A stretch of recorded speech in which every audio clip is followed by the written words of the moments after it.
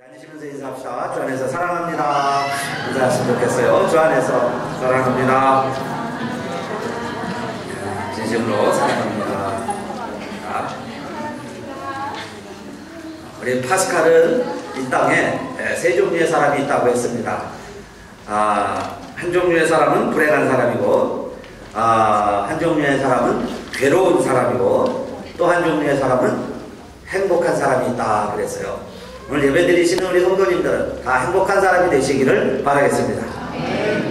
그러면 누가 행복한 사람이냐, 또 누가 괴로운 사람이냐, 누가 불행한 사람이냐, 파스칼은 이렇게 설명을 했어요. 하나님 없는 삶이 가장 불행한 삶이다. 할렐루야. 하나님 모르는 사람, 하나님 만나지 못한 사람이 가장 불행한 사람이고, 누가 가장 괴로운 사람이냐, 하나님을 찾고 있는 사람. 그러니까 아직 발견하지 못하고 찾고 있다면 얼마나 괴롭겠어요. 예, 괴로운 사람이다. 그러면 행복한 사람은 누굴까요? 네, 하나님 만난 사람이 행복한 사람이다 그랬어요. 그러니까 이 자리에 계신 우리 모두가 다 여러분 행복한 사람인 줄로 믿습니다. 다른 거 다 얻었어도 하나님 없으면 아무것도 아니에요. 그러나 아무것도 없을지라도 하나님이 있으면 세상을 얻은 것보다 행복한 사람이 될 수 있다. 그 말씀입니다. 자, 그러면 누가 정말 하나님을 만난 사람이냐 이 말이에요. 성경에 보면 하나님 만난 계기와 하나님 만나는 현상은 천차만별입니다. 다 달라요. 그래서 우리가 지금도 간증을 들어보면 다 달라요. 그래서 나도 꼭 이렇게 하나님 만나야지.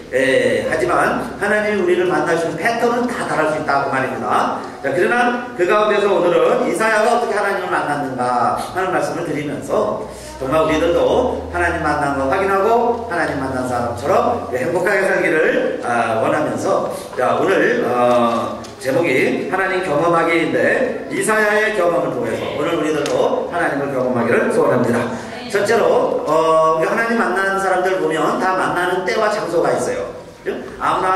아무렇게나 아무 때나 만나는 게 아니고 항상 때와 장소가 있는데, 이 이사야도 우시아가 죽던 해에 이렇게 소개하고 있습니다. 그 해에 정말 하나님 경험을 했어요. 어디서 하나님을 만났느냐? 성전에서. 그랬죠? 성전 안에서 하나님을 만났습니다.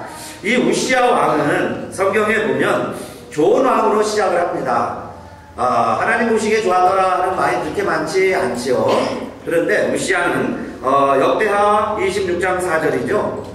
어떻게 소개하고 있는가 하면, 우시아가 그 붙인 아마샤의 모든 행위대로 여호와 보시기에 정직히 행하며 그랬어요. 하나님의 묵시를 밝히 하는 스가랴에 사는 날에 하나님을 구하였고, 저가 여호와를 구할 동안에는 하나님이 형통케 하셨더라.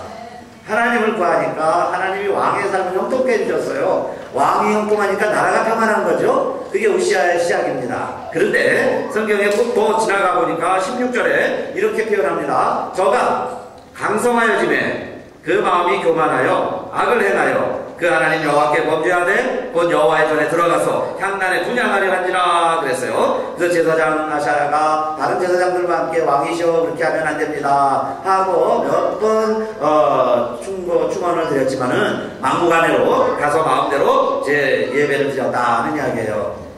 이런 모습은 시작할 때 모습과는 너무너무 다르죠. 그가 하나님을 찾을 때 하나님이 형통케 해주셨는데, 이제 하나님을 무시하고 내 마음대로 왕이 되었다고 해서 힘이 좀 있으니까 내 마음대로 할 때에 그 말이에요. 그래서 하나님이 이 우시아에게 벌을 내렸는데, 무슨 병이 걸렸습니까? 무슨 병이 돌았다 그랬어요? 문둥병이 생겼습니다.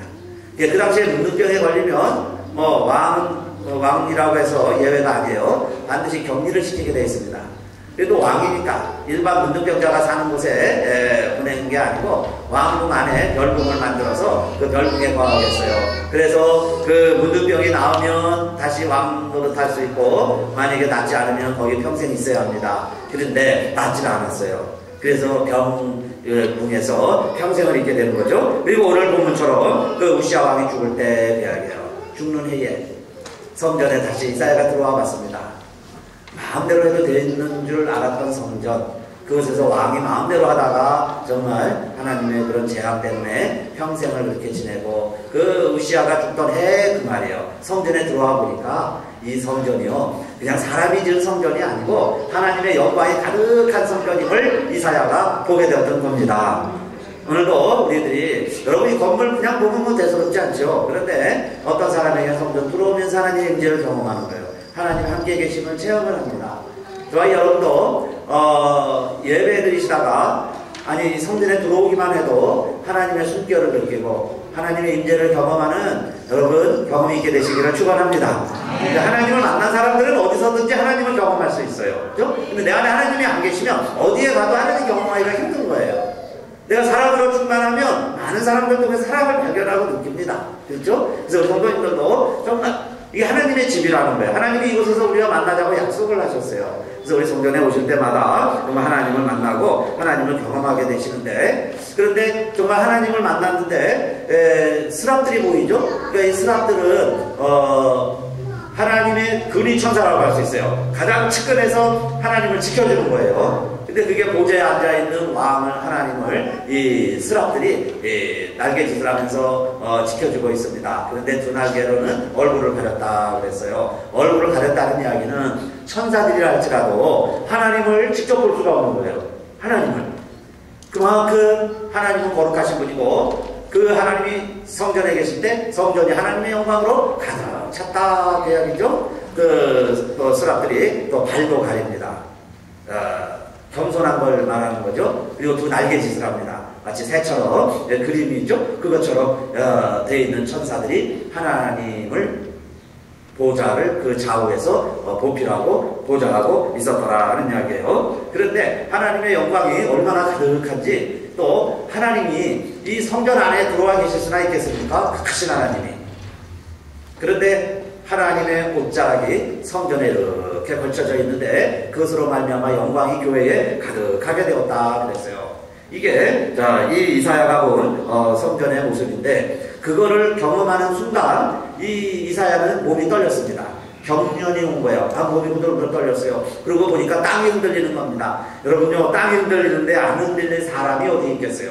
그러면서 그 문지방 터가 흔들리는 경험을 하면서 이사야는 하나님이 살아계시구나, 하나님은 지금 여기 계시구나, 하나님 나와 함께 계시구나 하는 것을 깨닫게 되었습니다.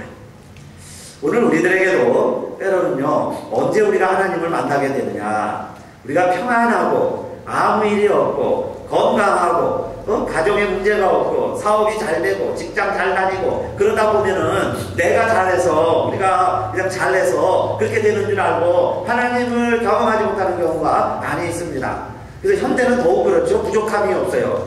모든 게 다 준비되어 있습니다. 특히 우리 미국 생활은요, 다 잘 돼 있어요. 만에 하나 일어날 일에 대해서 보험까지 다 돼 있습니다. 그러니까 뭐 굳이 하나님 없어도 굳이 하나님을 전제하지 않아도 내가 그냥 살아가는데 아무 불편도 없고 어려움도 없게 여겨진다 그 이야기예요. 그건 아직 우시아가 살아있어서 그런 거죠. 그런데 우시아가 죽을 때 정말 문지방이 흔들려 보면 우리도 가끔 그래서 하나님이 미국 땅에, 우리 캘리포니아에도 지진을 보내시는가 봐요. 좀 우리가 좀 깨달으라고. 그죠? 너무 평안하고 너무 잘 되니까 아무 근심 걱정 없으니까 한번 지진이 오면요, 그때 우리가 좀 제정신이 들지요. 하나님 감사합니다. 하나님 살려주세요. 더 이상은 안 됩니다. 이렇게 되는 거예요. 사실 우리 주변에요, 인격적으로 하나님 만난 분들의 경우도 보면 다 문지방이 흔들릴 때 우리가 듣던 하나님, 뭐 설교로만 듣던 하나님, 성경에 있던 하나님이 아니라 나와 함께 하신 하나님을 발견하는 경우도 많이 있죠. 어느 딸인들 여러분 안 이쁘고 안 귀하겠어요. 그런데 공부 잘하는 딸이 대학도 일찍 잘 졸업을 하고 또 결혼도 한다고 해서 결혼도 시키고, 사실은 부모가 반대했지만은 딸이 결혼한다고 그러니까 결혼을 시켰습니다.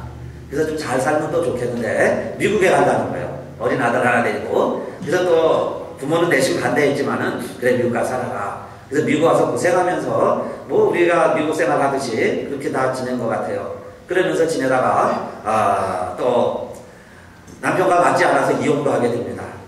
그리고 새로운 남편 만나서 새 가정으로 꾸미고, 그래서 또 둘째 아이도 낳아서 이렇게 지내는데 어느 날 내 몸에 병이 오는 거예요. 몸 이상이 있습니다. 그래서 검사를 맡아보니까 암이라는 거예요. 재발해서 두 번째 암으로 투병도 하고 그랬습니다. 그래 그때까지는 그냥 견딜만 했는데 큰아들이 버클리 대학에 갔죠. 근데 이 아들이 갑자기 의식불명이 되는 거예요. 원인도 모르게 쓰러져서 19일 동안 의식불명 상태에 있다가 그 큰아들이 죽고 말죠. 그래서 이 엄마는 뭐 그때부터 이제 1년간을 울었다고 해요. 그러면서 하나님 모르는 딸이 하나님 찾게 된 겁니다. 하나님 만나게 된 거. 그러니까 사실 어떻게 보면 가정의 끔찍한 일이지만 그 딸에게는 그 아들, 큰아들의 죽음이 하나님께로 나오게 한 거예요. 그래서 좀 있다가 또 작은 아들이 이상 증세가 있어서 병원에 가보니까 자폐 증세가 있습니다.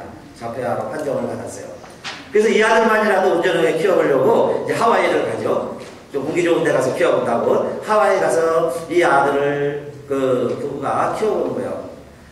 그러다가 어느 날 눈이 좀 침침하고 자꾸 이상하고 안 보이기 시작을 합니다. 그래서 병원에 갔더니 안막에 뭐 이상이 있어서 앞으로 실명하겠다는 거예요. 진단이. 실명 판정을 받았습니다. 그 이야기를 들은 한국의 엄마 아빠가 하와이로 달려갑니다. 그게 이어영 교수죠. 이어영 교수 내외가 딸을 가서 보니까 너무 측은한 거예요. 앞이 잘 안 보여서 설거지도 못할 정도가 됐습니다. 거기 아들하고 남편이 같이 살아보겠다고 그러는데 그렇게 힘들어하는 거예요. 그래서 이 아빠는 딸을 볼 때마다 그런 마음이 들었다고 그래요. 측은하고 막 자기는 평소에 눈물을 흘려본 적이 없는데 지성적인 지성인이잖아요. 그러니까 눈물하고 멀리 살아왔는데 딸만 보면 눈물이 나는 거예요. 더 마음이 안쓰러운 것은 이 딸이 그런 가운데서도 아빠한테 상처를 안 주려고 그러는지 더 행복해 보이게 행동을 하고 오히려 아빠를 위로하고 아빠한테 마음 쓰는 게 아빠의 마음을 더 슬프게 만드는 겁니다. 그래서요 평소에 울지 않던 이 지성인이 펑펑 울어도 보고 정말 딸을 위해서라면 뭘 할 수 있을까. 그리고 정말 딸 눈 멀지 않도록 그렇게 딸을 위해서 애절한 마음을 갖고 있는데 어느 날 이 딸이 그렇게 이야기를 했습니다. 아버지 내가 한 가지 소원이 있어요. 이러는 거예요. 한 가지 소원이 있습니다. 이 딸에게 소원이 있다는데 그걸 안 들어줄 아버지가 어디 있겠어요. 그게 뭐냐 그랬더니 나는 아버지 손 붙잡고 교회 가서 한 번 평생에 한 번이라도 같이 한번 예배드리고 싶다는 겁니다. 그런데요 어떤 철면피 아버지가 그 딸이 그렇게 힘들어하는 가운데 소원이 하나 있다고 그러는데 그거 예배드려달라는데 그거 안 들어줄 아버지가 어디 있겠어요. 그래서 난생 처음으로 교회에 가서 예배드렸다고 합니다. 하와이에 조그만 교회라는데 거기 가서 예배드리는데 물론 자기도 이 딸이 교회 가는 걸 처음 보는 거예요. 그 전에 뭐 자기 집에서 자랐으니까 교회 간 적이 없습니다. 같이 가본 적도 없고 교회 다니는 생각도 안 했던 딸인데 교회 간다고 해서 교회 예배드리는 모습이 궁금한 거예요. 그래서 힐pe리를 쳐다봅니다. 딸이 어떻게 예배드리는가. 그랬더니요 옆 사람과 손 붙잡고 찬양도 하고 기도하자고 할 때 같이 기도도 하고 그렇게 열심히 예배드리는 모습이 정말 천사같이 보이는 거예요. 내 딸이지만은 천사같이 보이더라는 겁니다. 그 예배 끝나고 나니까 이제 목사님이 이렇게 물어보시더래요. 어떤 기도 제목이 제일 1순위입니까? 선생님 혼자 기도해도 하나님 다 들으시지만은 같이 기도하면 하나님 더 잘 들어주시니까 정말 우리가 뭘 위해서 기도할까요? 그리고 여쭤볼 때 이분이 평소 같으면 자기 자존심 때문에 그렇게 얘기할 수가 없는 거예요. 그런데 그런 말이 나왔다고 해요. 우리 딸 좀 눈 좀 안 멀게 해주세요. 우리 딸 눈 안 멀게 기도해 주세요. 만약에 하나님이 세상을 만드셨고 이 빛도 만드셨다면 이 딸이 나를 오늘 보는 것처럼 계속 이 아빠를 보게 해주세요. 눈 안 멀게 해주신다면 하나님이 살아계신 것을 나도 믿겠습니다. 그렇게 아주 약속을 했습니다. 이 딸만 하나님이 눈 안 멀게 해주시면 내가 하나님 믿을게요. 그리고는 하나님한테 그렇게 글을 썼어요. 아주 계약서를 씁시다. 계약서 한 장을 쓰는 거예요. 정말 당신이 내 딸 살려주셨다면 난 하나님 믿을게요. 그러나 이 딸이 지금 눈이 멀어가고 있다는데 당신이 할 수 있냐 이 말이에요. 당신이 할 수 있다면 진짜 하나님이시다. 그런데 한 2년 전만 해도요 이현영 교수가 이런 교회에서 우리 집회를 합니다. 그러면 한 강사는 하나님이 있다고 하는 강사를 세우고 한쪽 강사는 하나님이 없다고 하는 강사를 하나 세우는 거예요. 그래서 두 사람의 얘기를 다 들어보고 교인들 선택을 하도록. 그런데 하나님이 없다고 간증을 하는 사람이 누구냐? 이현영 교수였어요. 자기는 교회 가서 하나님이 없다고 얘기한 사람이에요. 하나님 믿지 말라고. 그런데 이제 자기가 그 교회에 와서 내 딸 살려달라고 그렇게 목사님에게 부탁을 하게 된 있었다는 이야기예요. 그런데 좀 이제 시간이 지나서 이제 한국에 강제로 데리고 가서 이 딸을 이제 검사를 해보는데 정상이라는 겁니다. 정상. 예, 눈은 아무 이상이 없다는 거예요. 눈은 괜찮다. 눈 멀지 않는다. 그러면은 얼마나 감사해요. 기쁘죠? 그래서 야, 내 딸 눈 멀지 않게 됐다. 이렇게 감사하면서 한편으로 무슨 생각이 들었냐면은 또 무슨 걱정을 하냐면은 내가 하나님하고 계약서를 썼는데 이제 하나님 믿기로 했는데 이게 또 걱정이 되는 거예요. 그래서 그렇게 생각을 했습니다. 기적이라는 것은 우연히도 일어나는 거지. 우연히 이런 일도 벌일 수 있지. 무슨 뭐 하나님이 살려주셨느냐. 물론 오진이라고 믿지는 않았어요. 미국에서 진찰한 결과가. 그런데 뭐 잘못될 수도 있는 것이지. 이러면서 아직 마음 가운데 내가 하나님을 믿어야 되는데 하나님 믿기로 했는데 그게 또 안 믿어지는 거예요. 그래서 자꾸 다른 생각을 하는 거죠. 내 딸이 뭐 그냥 살아날 수도 있지. 또 뭐 그냥 고침받을 수도 있지. 그러면서 딸하고 한국에 좀 이렇게 있었다고 그래요. 근데 이 딸이 그렇게 근심 걱정이 없고 몸도 아팠고 그렇게 아이도 그렇고 그런 처진데도 그렇게 행복해 보이는 거예요. 그러면서 주일날이면 교회를 가는데 마치 아이 때 어릴 때 소풍 가는 날처럼 그렇게 기뻐하는 거예요. 그렇게 기뻐하면서 뭔가 아빠에게 하고 싶은 얘기가 있는데 그걸 선뜻 자기 입으로는 말을 하질 않아요.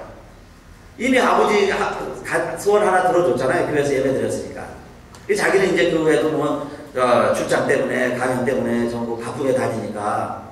그런데 교회 할 때만 되면은 주일날만 되면은 아빠한테 뭔가 얘기를 하고 싶은데 얘기 안 하는 게 있어요. 오늘 아침에도 교회 가는 딸을 이렇게 보면서 저렇게 행복해 하는데 내가 이 딸에게 뭔가 선물 하나 해주고 싶은데 아버지로서 딸에게 뭔가 정말 딸이 가장 기뻐할 선물을 하나 해주고 싶은데 그 생각을 하면서 무엇을 해줄 수 있을까 생각하는데 그게 바로 내가 예수 믿고 세례 받아야 되겠다. 내가 세례를 받는다면은 저 딸이 얼마나 기뻐할까 그런 마음을 갖게 됐어요. 그래서 교회 가면서 그 딸에게 이렇게 얘기했다고 합니다. 아빠가 세례 받는다고 너 목사님에게 얘기해라. 그래서 그 목사님한테 얘기를 했어요. 그러니까 이제 뭐 거기 일간지 기자도 있고 그랬는데 세례 받는다고 선언하니까 사람들이 먼저 아까 뒤집어지고 진짜 받을까? 그래서 이제 관심을 갖게 됐죠. 그래서 결국 세례를 받습니다. 그런데 세례를 받는 날 이분이 쓴들에 그렇게 고백을 했어요. 누군가가 나에게 물로 바가지에 물을 한 바가지를 이렇게 내 머리에 탁 붓는데 그 물이 내 머리에 딱 닿는 순간에 내 안에 있는 눈물샘을 자극을 해서 내 안에 그렇게 많은 물이 있는 줄 몰랐는데 그 많은 물들이 마치 쏟아져 나오는 것처럼 그게 마중물이 되어서 내 안에 있는 물들을 펌프가 돼서 다 퍼내는 것처럼 내 눈에서는 눈물이 펑펑 쏟아졌다 그랬어요. 펑펑 쏟아졌다.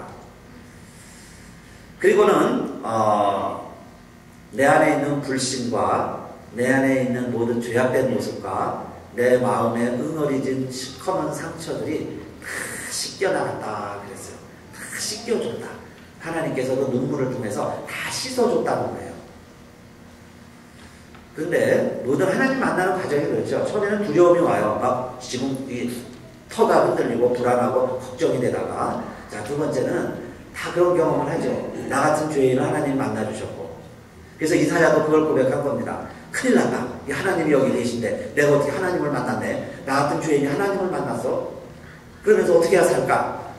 그런데 그 스랍을 통해서 하나님이 보여주신 것은 제단에 숯불이 있는데 숯불 하나를 가져다가 이사야의 입을 지져주면서 내가 말로 지은 모든 죄 하나님이 다 씻어줬다는 거예요. 너 약이 사여졌다. 내 죄가 다 씻김 받았다 하는 것을 일러주었어요. 그래서 이사야도 이제 내가 깨끗해졌다 하는 걸 깨달았죠. 주님이 날 깨끗하게 해주셨다 하는 걸 깨닫게 됐어요. 마찬가지로 이현영 교수도 그렇게 자기가 하나님 부인하고 하나님 없다고 그랬고 하나님 안 믿었죠. 이성적으로 안 믿은 거예요. 내가 뭐하라면 난 방귀 안 짓는다 그랬습니다. 정말 하나님이 살아계시다면 대한민국에 왜 6.25가 일어났느냐 이 말이에요. 그래서 수많은 사람들 목숨을 잃을 때, 어린아이들이 포탄에 죽어갈 때, 동족이 서로 칼질을 하고 총질을 하고 싸워갈 때 하나님은 뭐 하셨냐? 그 이야기입니다. 그래서 하나님 못 믿겠다는 거예요. 그랬던 분이 이제는 하나님 앞에 정말 자기의 모든 죄가 씻음받은 것을 깨닫고, 그리고는 하나님 앞에 그렇게 이제 약속을 하죠. 그래서 내가 할 수 있는 것은 그래도 글 좀 읽는 거고 글 좀 쓰는 건데, 그래도 어디 가면 하나님 나에게 이 땅을 주셔서 강연을 하게 했는데, 이제는 내가 글을 쓰던 강연을 하던 하나님이 살아계시다는 것에 내가 이제 쓰임받겠습니다. 그래서 하나님 살아계시다고 이제 거꾸로 증언하고 다니는 거예요. 그런데 특별히 여러분요, 이분을 하나님이 돌이키신 것은 일본 국민을 향한 하나님의 계획이 있으신 거예요. 그 돌아가시기 전에 하임주 목사님이 일본 영혼을 위해서 많이 기도했습니다. 일본 천역을 다니면서 그 소나타를 통해서 돌아오게 하는데, 아직도 일본 사람들은요 1%도 안 돼요. 그 예수 믿는 사람들이 교회 오는 확률, 그 중에 또 교회 오는 분은 몇 안 돼요. 100명 넘는 교회가요 몇 교회 안 돼요. 다 그렇게 영세하고 힘듭니다. 그런데 이 일본에 가서 누가 뭐 전도 집회를 하고 그래도 우리나라 국민들처럼요 대형 집회가 안 돼요. 우리 국민들은 막 하는 게 있죠. 한번 하려고 그냥 막창하는 게 있습니다. 그 다음에 그냥 쫙 사그러지는 게 좀 문제죠. 그래서 대형 집회도 하면요 막 몇십만 명씩 모여요. 근데 일본에 그렇게 해도 안 되는데, 유일하게 성공하는 케이스는 이현영 교수가 강연하면, 이현영 교수 집회가 있으면 한국 국민들처럼 많이 모인다는 거예요. 왜냐면 일본을 너무 잘 알죠, 이현영 교수가. 그 다음에 일본 사람들은 논리적이고 과학적이고 정말 따지기 잘하고 이 남한테 폐 안 주면서 뭔가 감동이 오면 또 그냥 실천하는 게 있어요. 그런데 이현영 교수의 그런 이성적이고 지성적이고 논리적이고 그런 사람이 어떻게 하나님 앞에 무릎을 꿇고, 지성인들은 감정에 휩싸이면 안 되죠. 자기 딸이라고 해도요, 아들이라고 해도, 자기 민족이라고 해도 지성인들은 객관적으로 자기를 보려고 그러는 거예요. 뭐 이렇게 막 무리에 올려갖고요 와와 하는 게 아니에요. 그냥 냉철하게 판단을 해야 되는데, 정말 깨끗한 호수 위에 옳고 그른 것을 판단하려고 노력하는 게 지성인들의 모습인데, 어떻게 그런 대표적인 지성인이 무릎을 꿇고 눈물을 흘리고 절대자를 의지하고 그런 모습을 가질 수 있느냐. 하나님 계획하신 바가 있는 거죠. 그렇게 해서 하나님이 이 시대에 하나님을 증언하는 지성인으로 하나님이 사용하게 되신 것을 우리들이 잘 알게 되었습니다. 하나님을 만난다는 것은, 그래서 두 번째, 내 죄가 사함받았다, 나는 깨끗해졌다 하는 그 경험이 있어야 돼요. 그러니까 아직도 여러분 죄의식 가운데 계신 분들 아직 하나님 제대로 못 만나신 거예요. 내가 또 죄 짓자는 게 아니에요. 여러분 정말 하나님 만난 사람에게는 자유함이 있습니다. 자유함. 누가 뭐라 그래도 자유함이 있어요. 내가 풍당이 일어도 잠을 잘 수 있어요. 정말 하나님 만난 내 안에 그리스도가 계시니까, 내 안에 예수가 계시니까, 내 탄배에 예수가 계신데 뭐가 문제겠어요. 말씀 한마디에 잔잔해질 수 있으니까. 질병이 왔습니다. 사업이 어려워졌어요. 여러분 자녀들이 다 힘듭니다. 그래도 정말 하나님 만난 기쁨으로 행복하게 되시기를 바라겠습니다. 행복이 되어지는 거예요. 그래도 내가 행복해지는 거예요. 그래도 본인 갖고 행복한 거예요. 그게 정말 하나님 만난 사람의 모습 아니겠어요? 하나님 만났다고 그러는데 세상 사람들과 똑같아요. 이러면 또 이러면 불안하죠. 이러면 또 억울하죠. 이러면 또 화내죠. 이러면 또 산통 닦겠죠. 똑같아요. 사람들이요. 그러나 복 줄 때만 하나님 감사합니다. 그리고 어려울 때는 하나님이 없는 것 같아요. 그러면 반쪽만 만난 거죠, 하나님은. 근데 정말 하나님 만난 사람들은 어려울 때 하나님 만났고, 그 하나님 통해서 내 모든 과거가 죄사함 받고 씻김 받은 것을 깨달았어요. 근데 여러분 진짜 하나님 만난 증거가 하나 있습니다. 그것은 지금 이제 이사야가, 자 그럼 나는 이제 안 죽었어요. 하나님 만나고 안 죽었어요. 그런데 하나님의 음성을 들었습니다. 그 하나님의 음성이 뭐냐면, 누가 우리를 위하여 갔고, 그런데 이사야가 내가 여기 있나이다, 나를 보내소서. 그럼 하나님의 음성을 들었어요. 나를 보내, 내가 하나님 대신 가겠다는 거예요. 그게 진짜 하나님 만난 사람이라 그 말씀이에요. 그건 뭐냐, 하나님이 필요로 하는 사람이 있어요. 그런데 지금까지는 사실 난 하나님 필요합니다. 그건 뭐예요? 내 중심적인, 내 이기적인 생각이라고 할 수 있죠. 나 하나님 필요해요. 그러니까 아프니까 고쳐주세요. 실패했으니까 좀 성공 좀 해주세요. 우리 자식들도 좀 잘 되게 해주세요. 나한테는 내 존재 자체가 죽음의 측면에 있으니까 하나님 이 문제, 인생 문제 해결해 주세요. 다 이기적이죠. 나에게 하나님이 필요합니다. 이야기해요. 이것도요, 하나님 없이도 살 수 있습니다. 이런 사람도 많이 있지만, 그러나 우리는 하나님 없으면 안 된다는 걸 알았어요. 그 다음에 한 걸음 더 나가서 하나님이 나를 필요로 한다는 사실, 하나님이 보실 때 내가 필요하다는 거예요. 누가 나를 위해서 일하겠느냐? 이사야야, 내가 가서 할 수 있겠냐? 그러시는 거죠. 그런데 이사야가 내가 여기 있나요? 나를 보내셔서 그랬어요. 여러분, 나는 하나님 필요하지만 하나님은 나를 필요로 하신다는 것까지 우리 깨닫게 되시고 고백하시기를 바라겠습니다. 하나님이 나를 필요로 해주신대요. 내가 하나님께 필요한 존재다 그 이야기입니다. 모든 사람이 사실은 하나님이 필요한 존재예요. 하나님의 사랑을 그리워하고 있습니다. 하나님의 사랑이 필요한 거예요. 알코올 중독, 마약 중독, 게임 중독, 그럼요, 음란, 이런 폭력, 우리 심지어는 뭐 게임 문제, 이런 거 다 왜 그럴까요? 그 사람들이 사랑이 그리워서 그러는 거 아닌가요? 사랑이 그리워서. 그래서 누군가 나에게 조금 잘해주면요, 거기에 확 몰입을 하는 거예요. 그래서 갱들이 얼마나 의리가 있습니까? 자기 식구들, 가족들, 친구들도 나를 외면했는데 누군가 하나가 나에게 도움을 주면요, 거기에 폭 빠지는 거예요. 그래서 시키는 일 뭐든지 합니다. 사랑이 그리웠던 거죠. 화초도 창가에 심은 화분 보세요. 신비하게요, 햇살 쪽으로 이렇게 기울어 있어요. 해를 그리워하는 거예요. 해를 바라는 거예요. 그래서 이렇게 기울어져 갑니다. 우리 주변에 여러분 많은 사람들이 있는데 다 사랑에 목말라 있다고 이야기해요. 사랑이. 그러면 하나님이 오늘 우리들에게 뭘 원하실까요? 내가 그 하나님 사랑 받아서 내 영혼이 회복됐다면, 내가 생수로 충만하게 배불러졌다면은 그 다음에 뭐 하라는 걸까요? 우리 주변에 나의 도움을 필요로 한 사람이 있는 거예요. 그래서 하나님은 나를 필요로 하시는데 내가 아직 할 일이 있기 때문에 살려주신 줄로 믿습니다. 내가 살아있다는 것은 아직 하나님이 우리를 필요로 하신다는 거예요. 그럼 나를 필요로 하신 건 왜 그러겠어요? 주변에 이렇게 도움이 필요한 사람들이 있어요. 좀 도와주라는 거예요.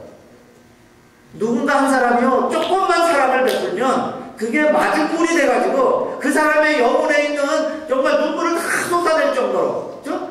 누가 괜찮아요. 누구라도 정말 그 사람을 위해서라면 막 헌신하고 충성할 수 있는 각오가 돼 있는 목마른 사람들이 많이 있습니다. 그게 다 마음이 가난한 사람들이에요. 마음이 가난한 사람들이 주변에 많이 있다고 이야기해요. 그들에게 내가 가서 사랑의 물 한 바구니 쏟아부어줘라 그 이야기해요. 그 사랑만 경험하면 이 세상 포기하지 않는 거예요. 그리고요, 그 사람들이 가서 그렇게 이야기할 겁니다. 하나님 없다고. 하나님 없다. 교회도 없다. 교회도 사랑이 없다. 그러던 사람들이 가서 그렇게 말하지 않을까요? 눈물을 펑펑 쏟고 나서는 하나님은 살아계십니다. 하나님 계시다고. 왜 그런 소리를 했느냐? 사랑을 못 느꼈으니까 하나님 없다고 그랬던 거예요. 근데 누군가가 가서 물 한 바가지 퍼주면 하나님 살아계시다고, 하나님 있다고 얘기하지 않겠느냐? 그 이야기입니다. 그래서 저와 여러분이 하나님 경험하기는 우리 어떻게 확인해야 되냐? 여러분, 언제까지 하나님이 계실까 안 계실까? 천국이 있을까 없을까? 언제까지 여러분 그 논리에만 빠져 있겠어요? 이제는 거기서 한 걸음 더 나아가서 하나님이 나를 이렇게 살아계셨는데 하나님이 나를 또 필요로 하신다는데, 그러면 내가 정말 나를 필요로 하는 사람에게 여러분 사랑하는 사람이 되시고요, 손 내밀어 주는 분이 되셔서 정말 우리 이웃에 하나님이 살아계시다는 것을 증거하는 저와 여러분이 되시고 우리 교회가 그런 일을 감당하는 것이 하나님의 소원을 이루어드리는 길입니다. 그런 성도님 되시기를 주님의 이름으로 축원합니다. 한번 일어나고 싶어요. 같이 일어나셔서 271장